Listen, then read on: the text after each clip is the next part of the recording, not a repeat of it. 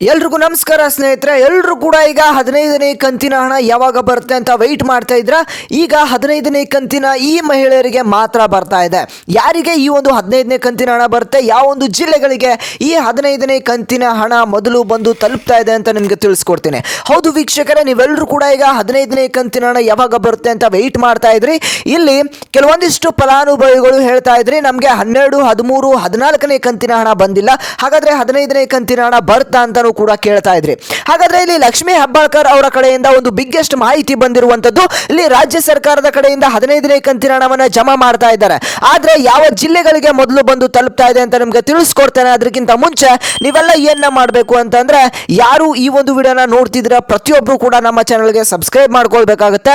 ಹಾಗೆ ಈ ಒಂದು ವಿಡಿಯೋಗೆ ಪ್ರತಿಯೊಬ್ರು ಕೂಡ ಲೈಕ್ ಮಾಡಿ. ಯಾಕೆ ಅಂತ ಅಂದ್ರೆ, ನೀವು ಲೈಕ್ ಮಾಡೋದ್ರಿಂದ ಇದೇ ರೀತಿಯಂತ ಎಲ್ಲ ವಿಡಿಯೋಸ್ನ ಮಾಡೋದಕ್ಕೆ ನಮಗೆ ಒಂದು ಪ್ರೋತ್ಸಾಹ ಸಿಕ್ಕಾಗೆ ಆಗುತ್ತೆ. ಹಾಗೆ ಸಬ್ಸ್ಕ್ರೈಬ್ ಕೂಡ ಮಾಡ್ಕೊಳ್ಳಿ, ನಿಮಗೆ ಎಲ್ಲ ವಿಡಿಯೋಸು ನೋಟಿಫಿಕೇಶನ್ ಮುಖಾಂತರ ಬಂದು ತಲುಪುತ್ತೆ. ಹಾಗೆ ಎಲ್ಲರೂ ಕೂಡ ಸಬ್ಸ್ಕ್ರೈಬ್ ಹಾಗೆ ಲೈಕ್ನ ಮಾಡ್ಕೊಳ್ಳಿ. ಓಕೆ ವೀಕ್ಷಕರೇ, ಯಾವ ಒಂದು ಜಿಲ್ಲೆಗಳಿಗೆ ಮೊದಲನೆಯದಾಗಿ 15ನೇ ಕಂತಿನ ಹಣ ಬಂದು ತಲುಪ್ತಾ ಇದೆ ಅಂತ ನಿಮಗೆ ಇಲ್ಲಿ ತಿಳಿಸ್ಕೊಡ್ತೇನೆ. ಅಂದರೆ ನಾಳೆ ಮಂಗಳವಾರ ಆಗಿರೋದ್ರಿಂದ ನಿಮಗೆ ಗೃಹಲಕ್ಷ್ಮಿ ಯೋಜನೆಯ 15ನೇ ಕಂತಿನ ಹಣಕ್ಕಾಗಿ ನೀವು ಒಂದು ತಿಂಗಳಿಂದ ವೆಯ್ಟ್ ಮಾಡ್ತಾ ಇದ್ರಿ, ಆಯ್ತಾ? ಅಂದರೆ ನಿಮಗೆ ನಾಳೆ ಈಗ 15ನೇ ಕಂತಿನ ಹಣ ಬಂದು ತಲುಪ್ತಾ ಇದೆ. ಇಲ್ಲಿ ನವೆಂಬರ್ 26ನೇ ತಾರೀಕು ಅಂದರೆ ಮಂಗಳವಾರ ನಿಮಗೆ ರಾಜ್ಯ ಸರ್ಕಾರದಿಂದ ನಿಮ್ಮ ಒಂದು ಬ್ಯಾಂಕ್ ಖಾತೆಗಳಿಗೆ 15ನೇ ಕಂತಿನ ಹಣವನ್ನ ಜಮಾ ಮಾಡ್ತೀವಿ ಅಂತ ಇಲ್ಲಿ ಲಕ್ಷ್ಮೀ ಹೆಬ್ಬಾಳ್ಕರ್ ಅವರ ಕಡೆಯಿಂದ ಒಂದು ಮಾಹಿತಿ ಬರ್ತಾ ಇದೆ.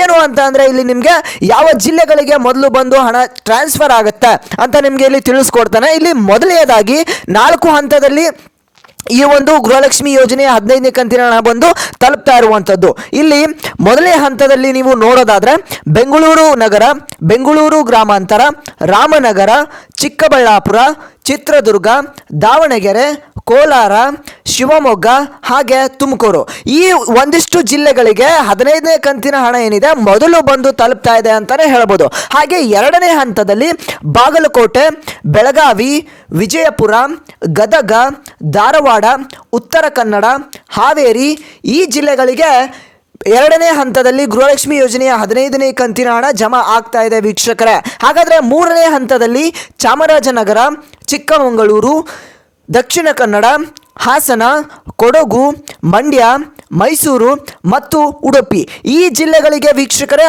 ಮೂರನೇ ಹಂತದಲ್ಲಿ 15ನೇ ಕಂತಿನ ಹಣ ಬಂದು ಜಮಾ ಆಗ್ತಾ ಇರುವಂಥದ್ದು. ಹಾಗಾದರೆ ನಾಲ್ಕನೇ ಹಂತದಲ್ಲಿ ಬಳ್ಳಾರಿ, ಬೀದರ್, ಕಲಬುರಗಿ, ಕೊಪ್ಪಳ, ರಾಯಚೂರು, ಯಾದಗಿರಿ, ವಿಜಯನಗರ, ಈ ಒಂದು ಜಿಲ್ಲೆಗಳಿಗೆ ನಾಲ್ಕನೇ ಹಂತದಲ್ಲಿ ಅಂದರೆ ಕೊನೆ ಹಂತದಲ್ಲಿ ಗೃಹಲಕ್ಷ್ಮಿ ಯೋಜನೆಯ 15ನೇ ಕಂತಿನ ಹಣ ಬಂದು ಜಮಾ ಆಗ್ತಾ ಇದೆ ವೀಕ್ಷಕರೇ.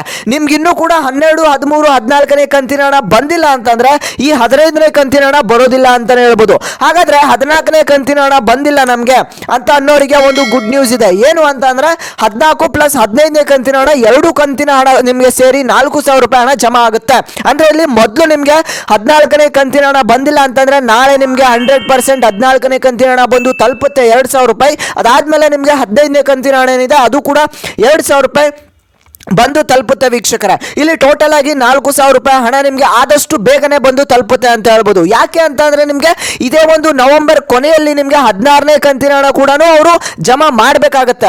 ಹಾಗಾಗಿ 15ನೇ ಕಂತಿನ ಹಣ ಕೂಡ ಆದಷ್ಟು ಬೇಗ ನಿಮ್ಮ ಖಾತೆಗಳಿಗೆ ಜಮಾ ಮಾಡ್ತಾರೆ ಅಂತಾನೆ ಹೇಳ್ಬೋದು. ನೀವೆಲ್ಲ ಏನ ಮಾಡಬೇಕು ಅಂತಂದ್ರೆ, ಸ್ವಲ್ಪ 2-3 ದಿನಗಳ ಕಾಲ ಸ್ವಲ್ಪ ವೆಯ್ಟ್ ಮಾಡಿ. ನಿಮ್ಮ ಒಂದು ಖಾತೆಗೆ 15ನೇ ಕಂತಿನ ಹಣ ಹಾಗೆ ಅದ್ರ ಜೊತೆಗೆ 14ನೇ ಕಂತಿನ ಹಣ ಕೂಡ ಬಂದು ಜಮಾ ಆಗುವಂಥದ್ದು ವೀಕ್ಷಕರೇ. ನಿಮ್ಮ ಒಂದು ಬ್ಯಾಂಕ್ ಖಾತೆಯನ್ನ ಚೆಕ್ ಮಾಡ್ಕೊಳ್ತಾ ಇರಿ.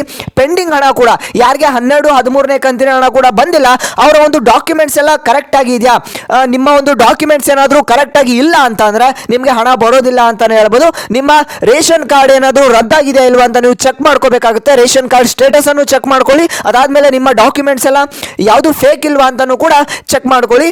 ನಿಮ್ಮ ಡಾಕ್ಯುಮೆಂಟ್ಸ್ ಎಲ್ಲ ಕರೆಕ್ಟ್ ಆಗಿದ್ರೆ ಬರುತ್ತೆ ಹಣ, ಅಥವಾ ನಿಮ್ಮ ಡಾಕ್ಯುಮೆಂಟ್ಸ್ ಕರೆಕ್ಟ್ ಆಗಿದ್ರೂ ನಿಮಗೆ ಹಣ ಬಂದಿಲ್ಲ ಅಂತಂದ್ರೆ ನೀವು ಮಹಿಳಾ ಮತ್ತು ಮಕ್ಕಳ ಕಲ್ಯಾಣ ಇಲಾಖೆಗೆ ಭೇಟಿ ನೀಡಿ ಅಲ್ಲಿನ ಅಧಿಕಾರಿಗಳ ಜೊತೆ ಮಾತನಾಡಿ ಅವರು ನಿಮಗೆ ಸಹಾಯ ಮಾಡ್ತಾರೆ ಅಂತಾನೆ ಹೇಳ್ಬೋದು. ನಿಮ್ಮ ಪೆಂಡಿಂಗ್ ಹಣ ಕೂಡ ಬಂದು ಜಮಾ ಆಗುತ್ತೆ ವೀಕ್ಷಕರೇ. ಇನ್ನು ಯಾರಿಗೆ 13-14ನೇ ಕಂತಿನ ಹಣ ಬಂದಿಲ್ಲ ನೋಡಿ, ಅವ್ರಿಗೆ ಏನೆಲ್ಲ ಪ್ರಾಬ್ಲಮ್ಸ್ ಇದೆ ಇಲ್ಲಿ ನೋಡಿ. 15 ವರ್ಷದಲ್ಲಿ ನಿಮ್ಮ ಒಂದು ಆಧಾರ್ ಕಾರ್ಡ್ಗಳನ್ನು ಏನಾದರೂ ತಿದ್ದುಪಡಿ ಮಾಡಿಸಿಲ್ಲ ಅಂತ ಅಂದರೆ ನಿಮ್ಮ ಒಂದು ಬ್ಯಾಂಕ್ ಖಾತೆಗೆ ಹಣ ಬರೋದಿಲ್ಲ ಅಂತಲೇ ಹೇಳ್ಬೋದು.